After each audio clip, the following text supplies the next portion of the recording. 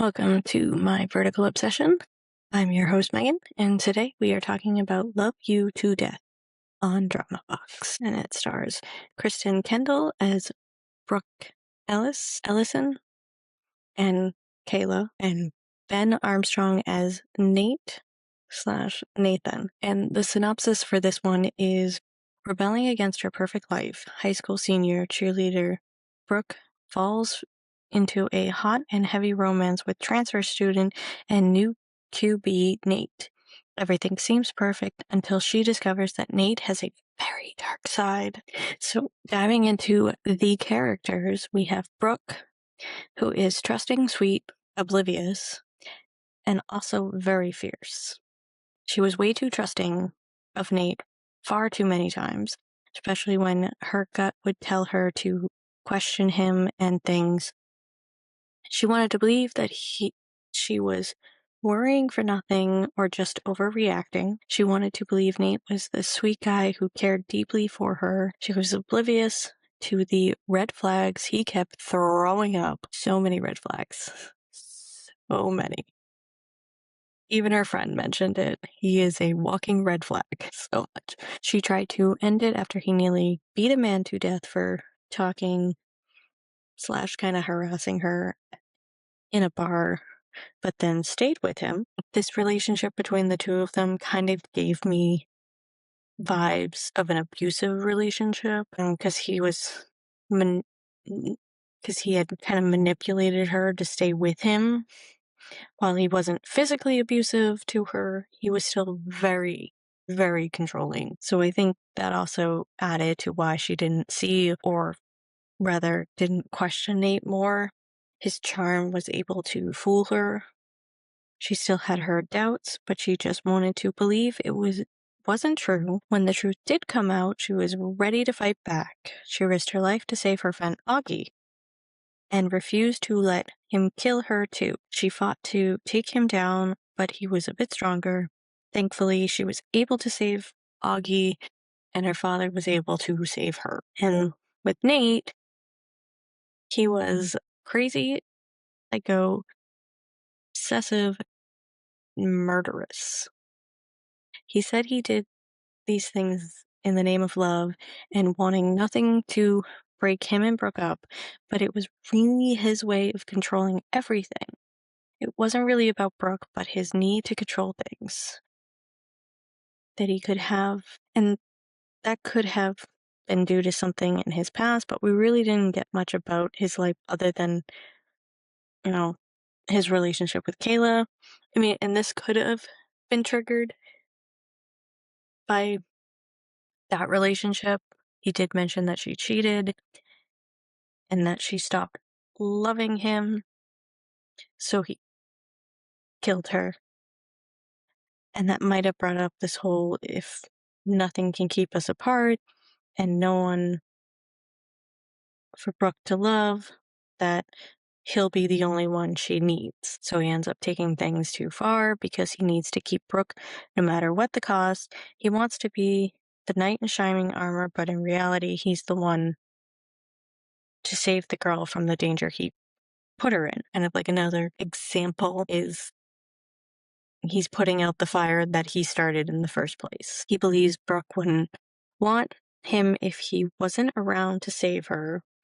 That also means he doesn't want her to be with anyone else. And in the end, if she wasn't with him, he'd kill her just as he killed Kayla.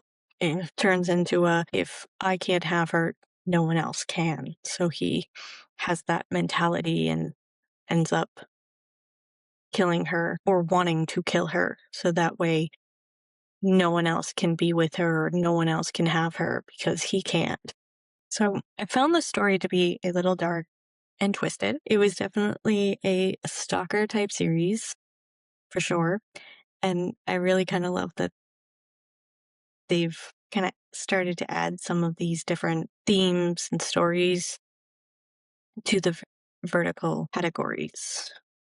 Because I know there are definitely stalker movies out there. And for me, those ones are ones that I will watch versus a horror movie, because I find the stalker genre to be less scary than horror movies. It's still very creepy and very twisted, but that's about as far as I go when it comes to like scary movies. I will not do horror, but darker ones I enjoy from time to time. And it depends on the story.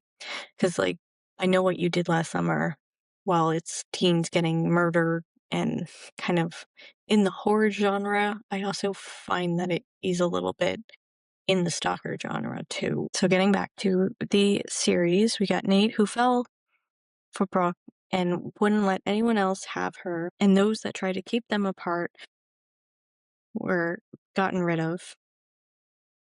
He was possessive and obsessed. He kind of reminded me of Mark Wahlberg's character from the movie Fear, and Brooke kind of reminded me of Reese Witherspoon's character from the movie Fear. I kind of felt that this was very on brand for that movie. The similarities between them I found were so interesting. And I know there's a lot more to Fear, but it really gave me the sense that it was similar to that movie.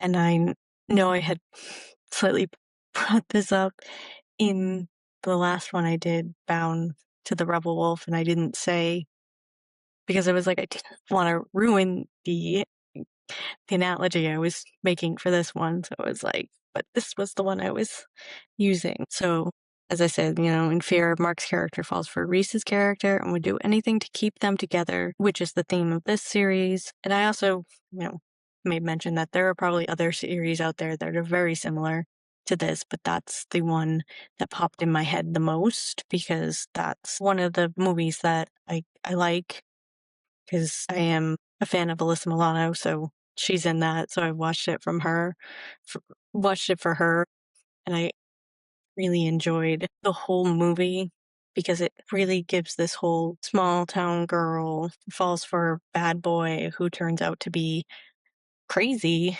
and fights back to save her friends and her family. And I really loved that, even though it was a very stalker genre film, but I still very much enjoyed it. And the ending was, the just desserts. So this series was one that gave off very creepy vibes. And you kind of wondered if Nate was going to get away with everything that he had done. Also, no one was more suspicious sooner, which was very strange. I mean, yes, there were questioning, and Augie and Brooke's other friend Liv also kind of were questioning a bit, but there really wasn't too many questions until later on. And I'm just like, he's done some suspicious things and no one's questioning it. He's also acting very suspicious. And then again, I pointed out how stalker series and movies like this, they aren't very scary, at least to me. Might be to some other people, or they might be triggering to other people too. That I can understand. But for me personally, they aren't very scary. They aren't quite horror movies, but they do still have, like jump scares and freaky movie. It all depends on how it goes and what level of scary they go. Now, I know the two off the top of my head.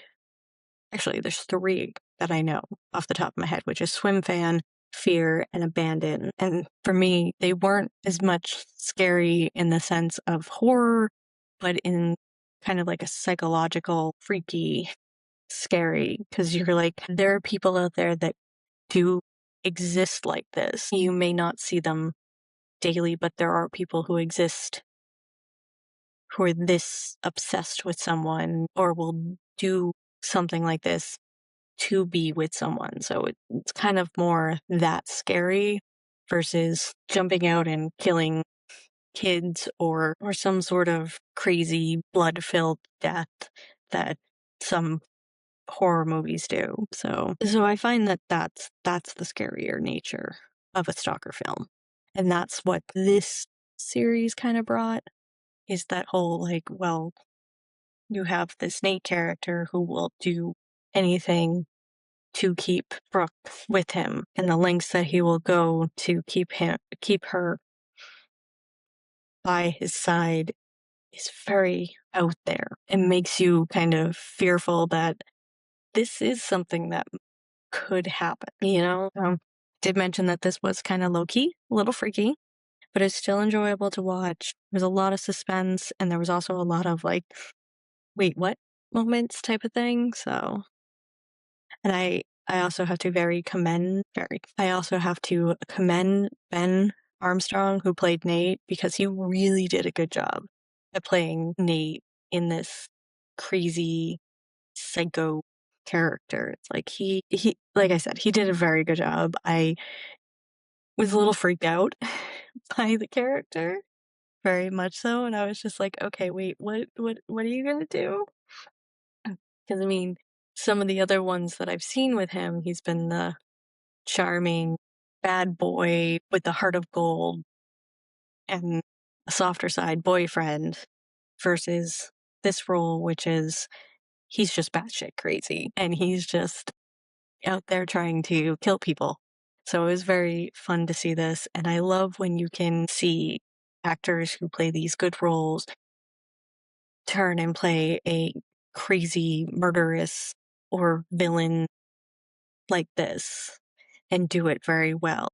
Because sometimes actors get stuck in similar characters and they don't really get to explore other types of characters. So, like, if you have like the good boy next door or, the best friend, you don't always get to see them in another role of like the villain or the crazy psycho, which ends up being like typecasting, I'd say, for some actors. And it's very sad when that happens. Others, I don't think, mind it because, if it's similar roles and it keeps getting them work, then it works out. But I just know that sometimes it's nice to see like a range from actors. And Ben did fantastic playing this because he definitely, like freaked me out.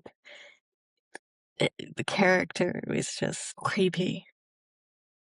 And he just like really had a good look of like, I'm gonna destroy people when he wasn't putting on this whole like, I'm a charming good guy. So I gotta commend Ben for doing such a great job as Nate, for sure. So some of the things that I had questioned was like, how did Nate get on the football team? Like that was one question that I didn't quite understand. So, you know, he gets rid of Jimmy, the quarterback, and then suddenly shows up and now he's the quarterback, even though I'm pretty sure the team was already playing games and like tryouts had already happened. So it was just like, how did he get on the team? I guess you can assume that maybe he talked to the coach and the coach was like, sure, you can join. But I didn't think that was how it worked when it came to school sports like that. But I could be wrong. But also to the fact that Jimmy went missing and no one questioned it. It's like the coach didn't question it. None of the teachers questioned it. It's like it was mentioned once by the team being like, oh, he never showed up, especially after Nate joined the team, but it was never a bigger deal that your classmate just disappeared.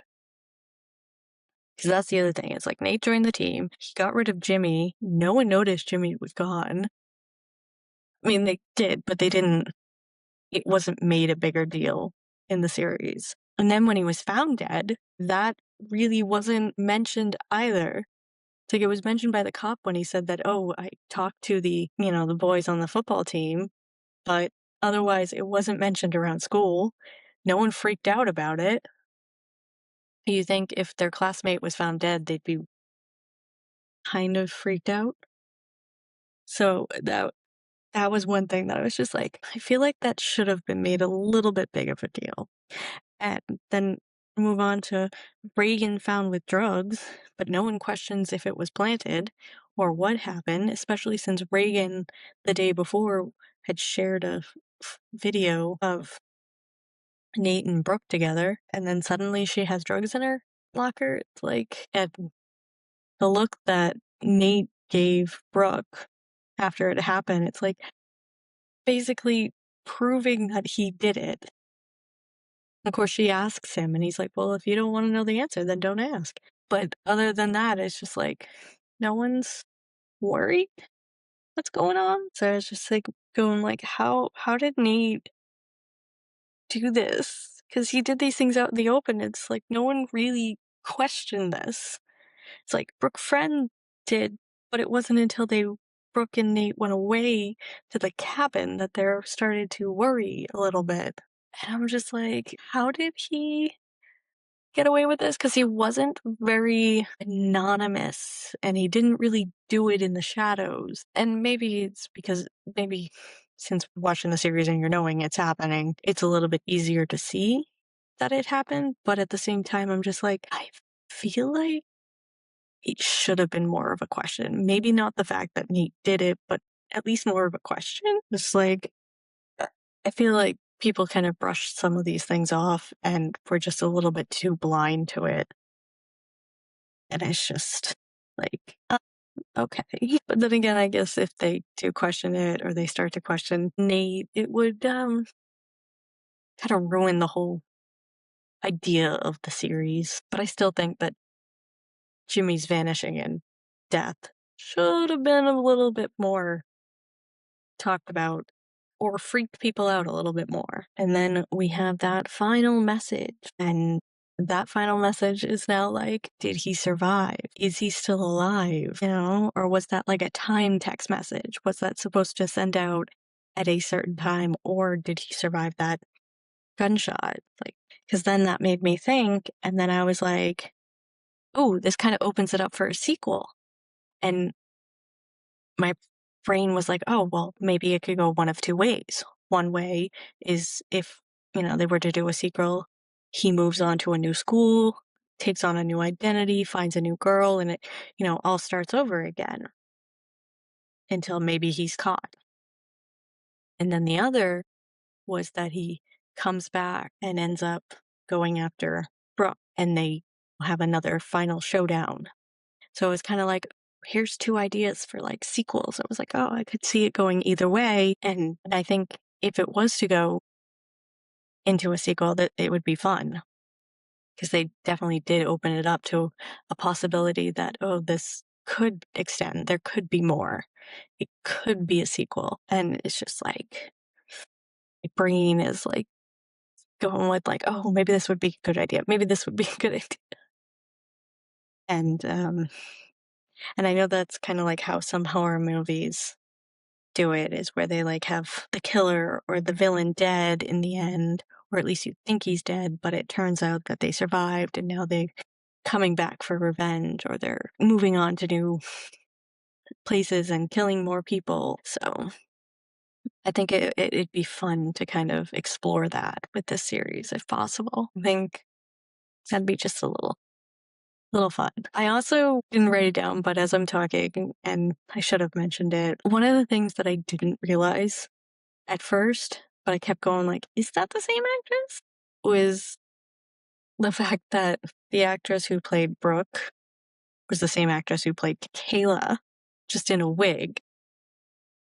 But it didn't dawn on me until like closer to the end of the series, and I was just like, I'm a little bit of a fool. I can notice little mistakes, but that I I I was a little slow on the uptake of that one. But I did kind of question it at the beginning. I was like, is it the same actress?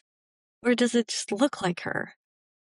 I was like kind of questioning it. But I do love that they did that to make her more resemble Kayla, so that way it made more sense as to why Nate was drawn to Brooke and why he clung to her, and also to why he called her Kayla from time to time, is because it was the same actress playing that character, just they changed the hair to make her look different, to make the two characters look different but still similar. So I love that, and I love that it did take a little bit for me to figure it out, because it makes it more interesting to know. Makes it more interesting when you don't know if they're the same actor, type of thing. And that you sit there going like, wow, they did get someone so wait, no, it is the same actor. So type of thing. I I know that kinda seemed not sure if that made all the sense that I thought it did, but I feel like you can get the gist of where I'm going with that. Anyways, so the rating I gave for this one was an 8.2, that I really enjoyed it. I loved how it was a little bit different than the normal, and I loved the creepy stalker vibe of it. So much fun to watch, and I love that they've kind of started doing that a little bit because it's a step towards a more mainstream type category and genre when it comes to a series, I feel. But I would love to hear your thoughts. I would love to hear your thoughts on the series. Do you think that Brooke should have figured out things sooner? Do you think that Nate is still alive? And if there was a sequel, how do you think it may go? So this has been talking about Love You to Death on DramaBox. I am your host, Meg. This has been my vertical obsession, and until next time.